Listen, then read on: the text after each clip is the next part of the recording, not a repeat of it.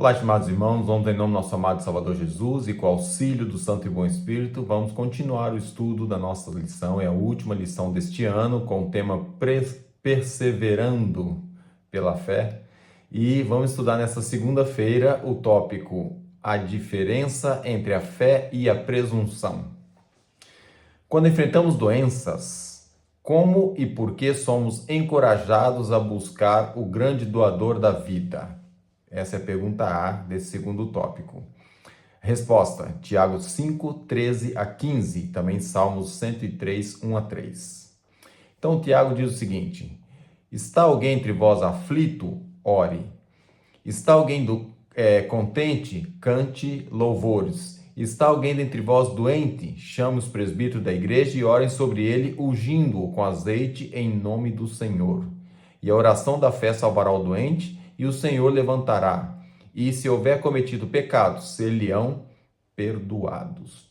Portanto, temos aqui a orientação dada pelo apóstolo no que diz respeito a estar aflito, ansioso, ou está contente, ou está enfermo, está doente. Portanto, temos aqui a orientação e tudo está ligado à fé. Louvor de gratidão e depois a fé, a oração para a salvação deste. E, inclusivamente, ungir com um azeite em nome do Senhor.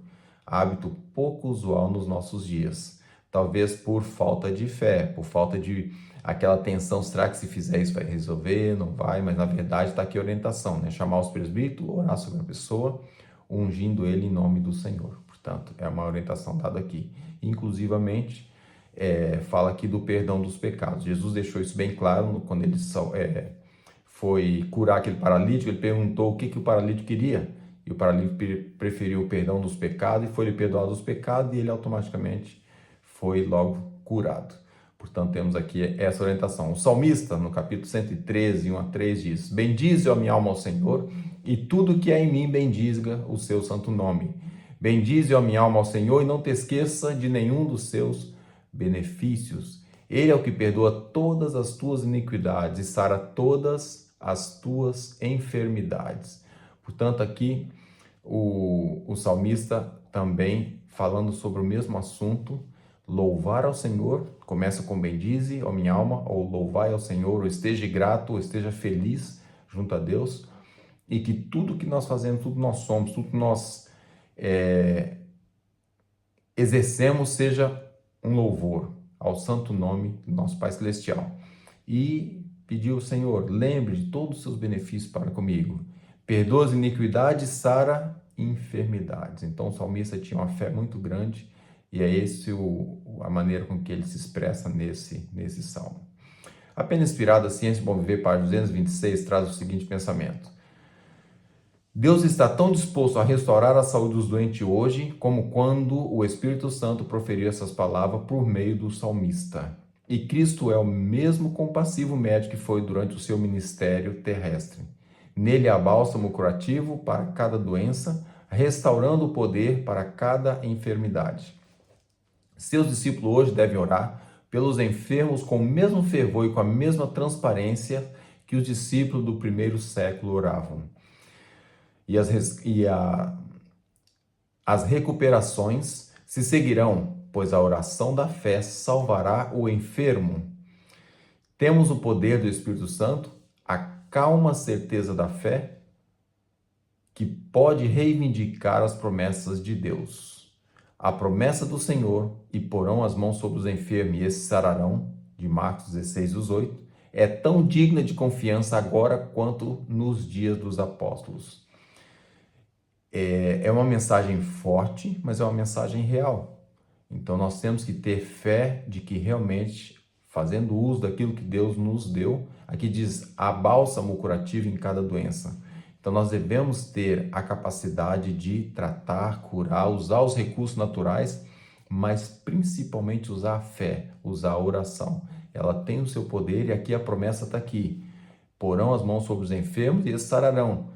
Tão digna de confiança quanto era no tempo do nosso amado Salvador Jesus, nos tempos dos apóstolos. Portanto, irmãos, vamos lembrar dessa nossa capacidade que foi dada, e isso aqui é exercer a fé. Nunca fazer algo em prol de que eu posso, eu consigo, que passa-se no caso, a presunção. Mas vamos falar um pouquinho sobre o equilíbrio. Pergunta B. Que equilíbrio devemos considerar ao buscar a saúde? Então, há aqui algo que devemos levar em conta. Os salmistas, no capítulo 66, 8, diz: se eu atender à iniquidade do meu coração, o Senhor não me ouvirá. O que é iniquidade do coração? Aqui está um ponto interessante. A pessoa às vezes conhece o regime alimentar, conhece aquilo que Deus ensinou que nós devemos usar e também aquilo que não devemos usar, e nós nos entramos num caminho que não é correto. O que está escrito aqui que o salmista diz? O Senhor não vai ouvir. Então eu faço uma transgressão tremenda, entro num problema de saúde e falo: Senhor, agora me cura. Então devemos ter o cuidado, que a misericórdia de Deus é grande, mas a misericórdia e a graça de Cristo não elimina consequências.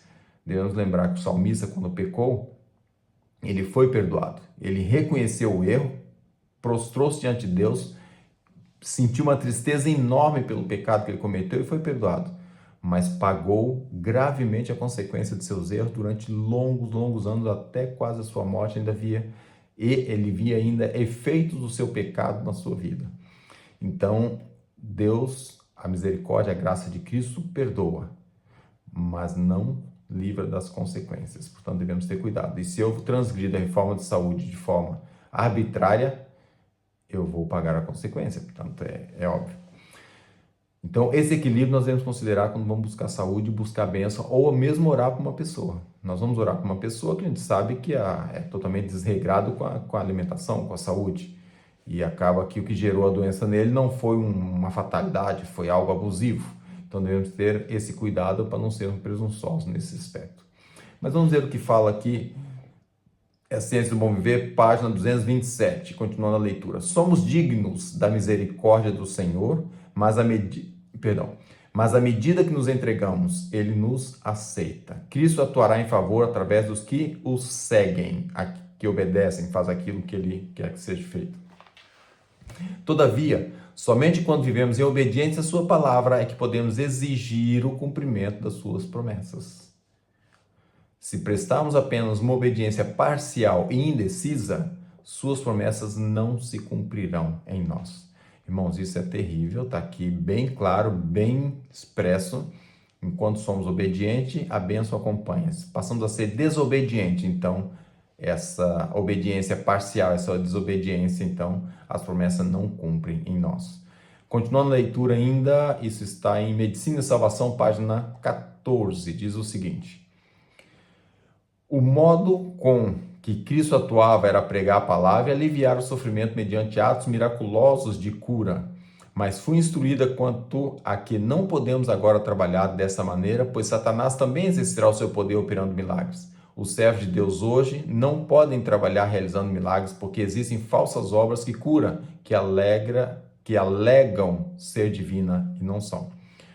Por essa razão, o Senhor indicou uma forma pela qual o seu povo deve realizar uma obra de cura física combinada com o ensino da palavra. É necessário fundar centros de saúde e indicar obreiros para essas entidades que realizarão um autêntico trabalho médico-missionário. Assim, uma influência protetora envolverá todos os que influenciará todos que vierem ao centro de saúde para o tratamento. Essa é a provisão que o Senhor fez para a obra médica missionária evangelística em benefício de muitas pessoas. Então esse tópico traz para nós algo interessante quando fala aqui de fé e presunção. Ele está falando de termos fé para sermos curados, desde que estejamos a obedecer os seus preceitos e cuidando da nossa saúde. Inclusive, devemos lembrar que aquele que sabe fazer o bem não faz, comete pecado. Se você está fazendo alguma coisa para o teu corpo que não é bom, você está pecando. Se você sabe que é comer isso com aquilo não é bom, ou comer isso por cima daquilo não é bom, você está cometendo pecado. E em circunstâncias dessa situação gerar enfermidade, você vai orar e Deus não vai lhe ouvir. Então, está bem claro para nós. Vamos confiar que o Espírito Santo faz o trabalho de cura.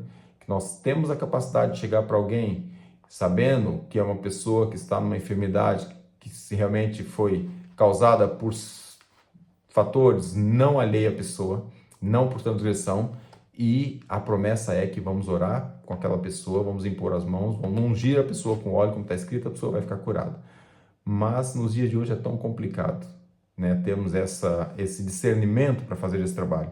Mas, de todas as formas, devemos estar sempre prontos para fazer o trabalho missionário, a obra médica missionária, porque é a cunha da verdade, ou seja, é muito mais simples você chegar, fazer um tratamento natural com uma pessoa, explicar algumas coisas que a pessoa está fazendo que talvez seja levar a doença, e depois a pessoa ficar curada e, entretanto, orar com a pessoa e depois falar do evangelho, do que às vezes ir diretamente ao evangelho, né? Então, devemos ter essa noção, mas ter sempre o equilíbrio entre a fé e a presunção, porque a fé, as promessas são permanentes para nós, e na presunção as coisas não acontecem.